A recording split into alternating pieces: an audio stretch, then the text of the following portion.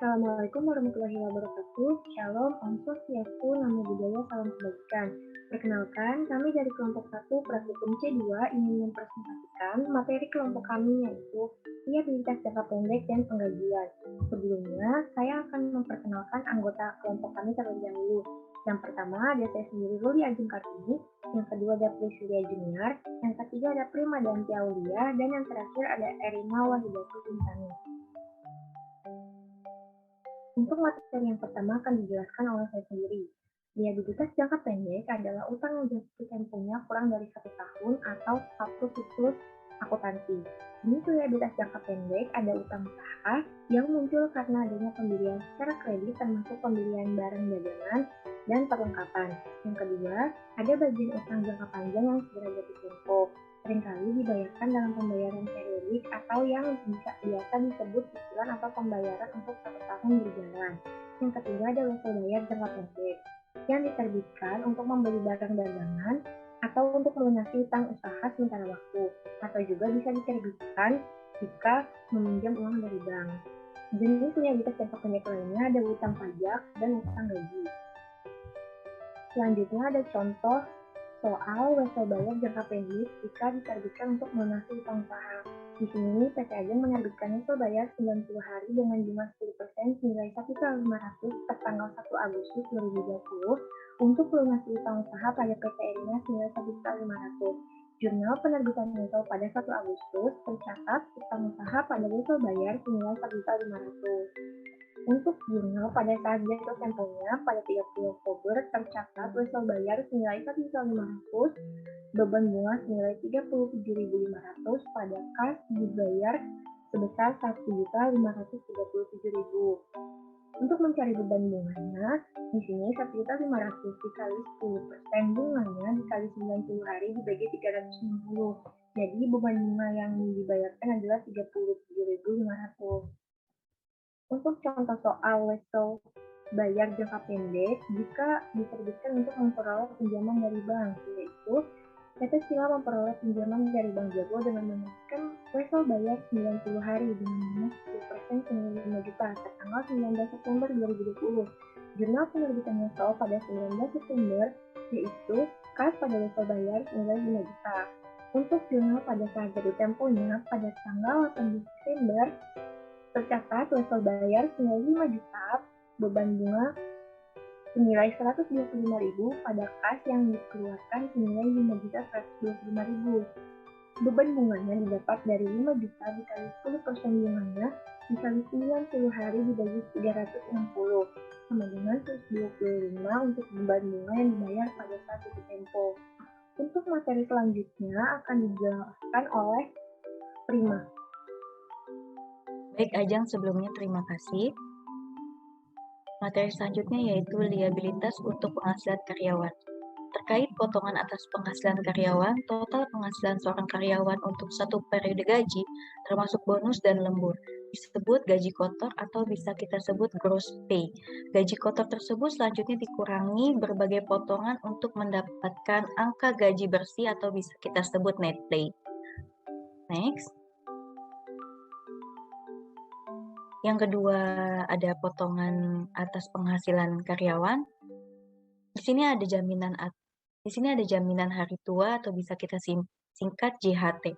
Pemerintah membentuk perusahaan khusus PT Jaminan Sosial Tenaga Kerja Jamsostek yang menyediakan jaminan hari tua, yaitu pembayaran uang secara periodik di mana besarnya bagian karyawan adalah 2% dari gaji atau upah, sedangkan perusahaan akan membayar sebesar 3,7% dari gaji karyawan. Yang kedua ada jaminan pemeliharaan kesehatan atau bisa kita singkat JPK. Jaminan pemeliharaan kesehatan adalah program Jamsostek yang bersifat opsional atau tidak wajib. Iuran JPK Jamsostek adalah 6% untuk karyawan yang telah menikah, maksimum 30.000 per bulan, dan 3% untuk karyawan yang belum menikah, maksimum 30.000 per bulan. Di sini juga ada pajak penghasilan. Setiap pemberi kerja harus memotong sebagian dari penghasilan karyawannya untuk pembayaran pajak penghasilan PPh. PPh pasal 21 orang pribadi digunakan untuk dasar untuk menentukan jumlah pajak yang akan dipotong oleh perusahaan. Di sini juga ada potongan lainnya, yaitu contohnya antara lain potongan tabungan pensiun, sumbangan kepada organisasi sosial, iuran keanggotaan koperasi, dan angsuran pinjaman karyawan kepada perusahaan. Setelah itu ada jaminan pensiun, yaitu JP, merupakan program iuran yang diselenggarakan secara nasional berdasarkan prinsip asuransi sosial atau gabungan wajib dengan tujuan untuk membantu peserta apabila memiliki masa pensiun, memiliki cacat total tetap, atau meninggal dunia yang tarifnya sebesar 3%, di mana 2% dibayarkan oleh perusahaan dan 1% oleh karyawan. Next. Menghitung penghasilan karyawan, diasumsikan Prima menyetujui potongan untuk iuran dana koperasi, maka jumlah akan dibayar kepada Prima untuk bulan tersebut ada sebagai berikut. Penghasilan kotor bulan Februari 2022 yaitu sebesar 2 juta. Potongan lainnya yaitu ada iuran JHT sebesar 2% dari gaji yaitu Rp40.000, iuran JP 1% dari gaji yaitu sebesar Rp20.000, pajak penghasilan pasal 21 nihil, kenapa nihil? Karena PTKP lebih besar daripada penghasilan. Ada iuran dana koperasi sebesar Rp25.000, jumlah potongan yaitu Rp85.000, gaji bersih sebesar Rp1.915.000, gaji bersih diperoleh dari pengurangan jumlah potongan dan hasil penghasilan kotor. Next. Kewajiban perusahaan terkait pengkajian. Kewajiban semacam ini menjadi beban operasi bagi perusahaan. Sebagai contoh, perusahaan yang menjadi peserta program Jam Sostek memiliki kewajiban yang pertama, jaminan hari tua sebesar 3,7%, jaminan kecelakaan kerja JKK iuran untuk jaminan kecelakaan kerja mulai dari 0,24% sampai dengan 1,74% dari upah tergantung pada jenis usaha pemberian kerja. Yang terakhir, jaminan kerja atau bisa kita singkat JKM. Jaminan kematian adalah pembayaran oleh Jam Sostek yang diberikan kepada ahli waris kematian karyawan akibat berbagai sebab. Perusahaan diwajibkan membayar iuran sebesar 0,3% dari penghasilan karyawan untuk jaminan tersebut. Selanjutnya akan dibahas oleh rekan saya yaitu Irina. Baik, terima kasih atas kesempatannya. Yang selanjutnya ada sistem akuntansi untuk penggajian dan pajak penghasilan. Sistem penggajian harus dirancang untuk membayar gaji karyawan secara teratur, memenuhi peraturan pemerintah mengenai penggajian, menyediakan data yang berguna untuk keperluan pengambilan keputusan oleh manajemen. Next. Selanjutnya ada register gaji. Register gaji adalah laporan dengan banyak kolom yang digunakan untuk merangkum data setiap periode pembayaran gaji. Selanjutnya, catatan penghasilan karyawan. Jumlah penghasilan masing-masing karyawan harus tersedia setiap akhir periode penggajian, diperlukan untuk menghitung iuran, jaminan hari tua dan pensiunan. Setiap perusahaan memiliki kewajiban atas gaji karyawan dan memiliki perincian. Cek gaji. Perusahaan akan membayar gaji karyawan, terutama yang bekerja penuh waktu, akan menerbitkan cek gajinya. Setiap cek gaji disertai dengan lembar laporan perhitungan gaji neto. Next. Selanjutnya ada sistem penggajian komputerisasi. Sistem penggajian komputerisasi dikelompokkan menjadi dua, yaitu sistem penggajian input dan sistem penggajian output. Yang pertama ada sistem penggajian input atau masukan. Sistem penggajian input dikelompokkan lagi menjadi dua, yaitu konstanta dan variabel. Konstanta atau data yang tidak berubah setiap periode. Contohnya ada nama karyawan, status, gaji, dan tarif pajak. Selanjutnya variabel, data berubah-ubah setiap periode. Contohnya ada jam kerja, hari kerja, dan total potongan. Yang kedua, sistem penggajian output atau keluaran. Ada cek gaji, transfer dana elektronik, dan catatan perpajakan. Next. Pengendalian internal untuk sistem penggajian. Yang pertama, pengangkatan dan pemberhentian karyawan harus diotorisasi secara benar dan disetujui secara tertulis. Yang kedua, penting untuk mengesahkan dan menyetujui secara tertulis dalam penambahan, potongan, dan perubahan besar gaji. Yang ketiga, karyawan diawasi saat datang untuk bekerja karena untuk memastikan karyawan mencatat kehadiran. Yang keempat, cek gaji harus dibagikan oleh pihak selain pengawas karyawan. Yang kelima atau yang terakhir, akun bank khusus penggajian harus digunakan. Next. Materi selanjutnya akan disampaikan oleh rekan saya yang bernama Priscia. Baik, terima kasih Rina atas kesempatannya. Materi selanjutnya ialah tunjangan tambahan bagi karyawan. Tunjangan tambahan atau fringe benefit adalah tambahan kompensasi yang diberikan perusahaan kepada karyawan mereka. Banyak perusahaan yang menyediakan tunjangan sebagai tambahan atas gaji atau upah yang diperoleh kepada karyawannya. Tunjangan tambahan bagi karyawan dapat berupa cuti berbayar, pensiun, dan tunjangan pasca kerja selain pensiun. Selanjutnya, ada jenis tunjangan tambahan. Yang pertama ialah cuti berbayar. Cuti berbayar adalah cuti di mana perusahaan masih memberikan upah atau gaji kepada karyawan meskipun mereka sedang melakukan cuti atau tidak bekerja. Terdapat beberapa jenis cuti yang umum dijadikan kebijakan oleh perusahaan dan memang sudah teratur dalam undang-undang, yaitu ada cuti sakit, cuti liburan, cuti duka, dan cuti hamil. Selanjutnya ada tunjangan pasca kerja selain pensiun. Dalam hal ini, karyawan bisa memperoleh hak atau imbalan pasca kerja dari perusahaan lainnya, seperti perawatan gigi, perawatan mata, perawatan kesehatan, asuransi jiwa, bantuan uang kuliah, pelayanan pajak, dan pelayanan hukum. Selanjutnya, ada pensiun. Pensiun merupakan tunjangan yang diberikan perusahaan kepada mereka yang sudah tidak dapat lagi bekerja, mungkin karena faktor usia atau lainnya. Dan di sini ada dua tipe dari dasar program pensiun, yakni yang pertama ada program dengan iuran pasti atau Defined Contribution Plan. Yang paling terkenal dari program ini adalah 401k yang memberikan dua keuntungan bagi karyawan. Keuntungan yang pertama yaitu kontribusi karyawan dipotong sebelum pajak. Yang kedua, kontribusi dan penghasilan terkait tidak dipotong pajak sampai kontribusi diambil pada saat pensiun atau berhenti bekerja. Kemudian program yang kedua yaitu ada program pensiun dengan manfaat pasti atau Defined Benefit Plan. Itu merupakan tunjangan pensiun yang ditetapkan berdasarkan masa kerja karyawan, umur, dan gaji sebelumnya. Slide selanjutnya yaitu ada liabilitas jangka pendek pada laporan posisi keuangan.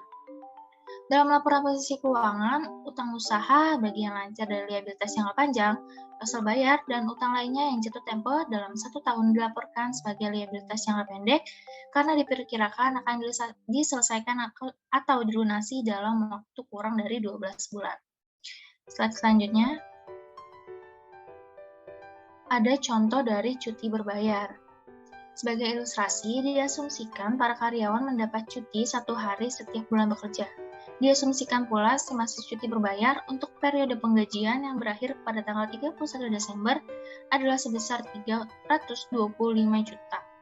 Jurnal untuk mencatat cuti berbayar tersebut yaitu pada tanggal 31 Desember, beban cuti berbayar pada utang cuti berbayar sebesar 325 juta.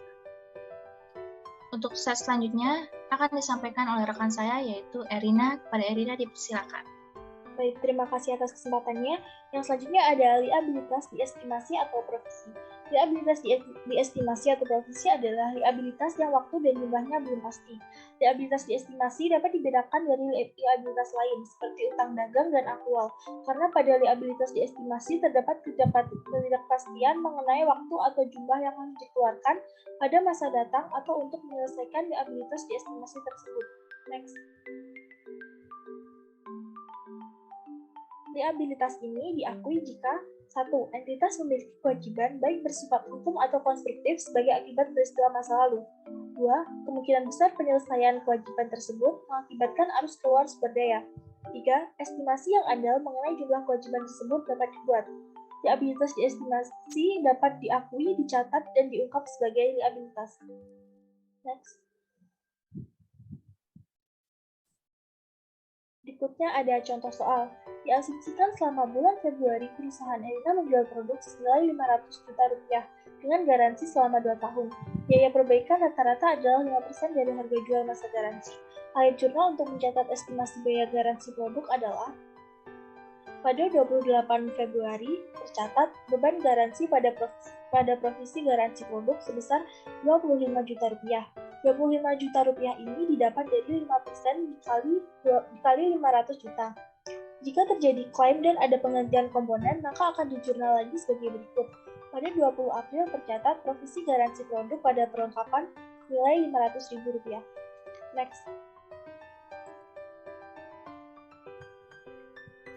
Selanjutnya ada liabilitas kontingensi. Berdasarkan PSAK 57, liabilitas kontingensi adalah 1.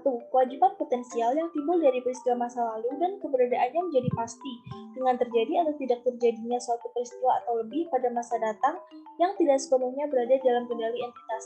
2. Kewajiban kini yang timbul sebagai akibat peristiwa masa lalu tetapi tidak diakui karena Tidak terdapat kemungkinan entitas mengeluarkan sumber daya yang mengandung manfaat ekonomis untuk menyelesaikan kewajibannya. Jumlah kewajiban tersebut tidak dapat diukur secara andal. Next. Untuk materi selanjutnya akan disampaikan oleh rekan saya, yaitu Ruli Ajeng. Baik, terima kasih atas kesempatannya, Irina. Selanjutnya ada analisis dan interpretasi keuangan atau rasio cepat. Analisis posisi lancar atau current position analysis membantu kreditur mengevaluasi kemampuan perusahaan untuk membayar liabilitas jangka pendeknya. Analisis ini berdasarkan pada 3 ukuran. Yang pertama, modal kerja dengan rumus aset lancar dikurang liabilitas jangka pendek. Yang kedua, rasio lancar dengan rumus aset lancar dibagi liabilitas jangka pendek. Kedua alat ukur tersebut digunakan untuk mengevaluasi kemampuan perusahaan untuk membayar liabilitas jangka pendek, tapi tidak dapat mengukur kemampuan perusahaan dalam membayar liabilitas jangka pendek pada jangka waktu yang pendek. Untuk mengukur kemampuan perusahaan dalam membayar liabilitas jangka pendek, kita menggunakan rasio cepat dengan rumus aset cepat dibagi liabilitas jangka pendek. Aset cepat atau quick asset adalah kas atau aset lancar lainnya yang dapat dengan mudah untuk diubah menjadi kas. Aset cepat biasanya meliputi kas, investasi temporer, dan piutang usaha. Kita lihat contoh soal, ada PT Prima melaporkan aset lancar dan liabilitas jangka pendek untuk tahun-tahun yang berakhir pada Desember 2016 dan 2015 di bawah ini. Pada tahun 2016 dan 2015 terdapat kas, investasi temporer, piutang usaha, persediaan pada dan utang usaha. Diminta hitung rasio cepat untuk tahun 2016 dan 2015, lalu interpretasikan rasio cepat perusahaan selama 2 tahun. Penyelesaiannya yaitu dilihat 31 Desember 2016, rasio cepatnya yaitu kas senilai 1.250.000 ditambah dengan investasi temporer senilai 1.925.000 lalu ditambah dengan piutang usaha sebesar 1.775.000. Lalu hasilnya dibagi dengan utang usaha senilai 2.750.000 dan didapatkan rasio cepat pada 2016 senilai 1,8. Pada 31 Desember 2015, di sini ada kas senilai 1 juta ditambah dengan investasi temporer senilai 1.650.000 ditambah dengan piutang usaha senilai 1.350.000. Hasilnya kita bagi dengan utang usaha senilai 2.500.000, lalu didapatkan rasio cepat pada tahun 2015 yaitu 1,6. Untuk interpretasi rasio cepat pada 2 tahun ini yaitu rasio cepat PT Prima telah meningkat 1,6 pada 2015 dan 1,8 pada 2016. Peningkatan ini adalah hasil peningkatan yang signifikan dalam 3 tipe aset cepat dibandingkan ke peningkatan yang relatif lebih kecil pada peningkatan utang lancar dan utang usaha. Sekian dari presentasi kelompok kami. Semoga materi yang kami paparkan bermanfaat. Kurang lebihnya kami mohon maaf. Wassalamualaikum warahmatullahi wabarakatuh.